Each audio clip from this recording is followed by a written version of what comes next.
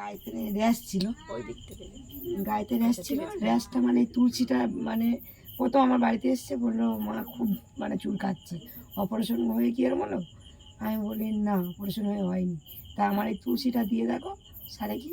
তা একদিন দিয়েছিল, তারপরের দিন আর চুল কায় না বা ব্যথা করে না, ওটা দিয়ে কমতেই থাকতেছে। তারপরে হ্যাঁ, তারপর আমার বাবা এসে বলতেছে মা তুই কী প্রোডাক্ট ব্যবহার করিস, একটু দিয়ে দেখি। আমার পায়েতে হাজা হয়েছে, দিই। তাই আমি বলি দাও। পায়ে কি হয়েছিল? হাজা হাজা, ওই যে জল ঘাঁটলে হ্যাঁ হ্যাঁ এরকম হাতের গয়লা হয়, পার গয়লা হয় না, ওইটা সেরে গেছে। বাহ। তারপরে ওই বাবার কুনি হয়েছিল, কুনো কা বলে, হ্যাঁ হ্যাঁ ওতেও দিয়েছি, সেরে গেছে। বলে মা খুবই ভালো। বলে তার পরের দিন টাকা দিয়েছে, আমাকে বললো আর একটা আমার তুলসী এনে দেবে।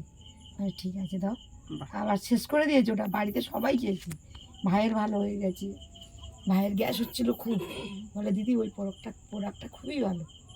এবার আগে ভাই বিশ্বাস করতো না, এই কী প্রোডাক্ট, আমি এই খাবো। তাই আমি বলি প্রোডাক্টটা তো আর খেতে হবে না, তুই আজকের খেয়ে যা, কালকের এসে আমাকে বলবি।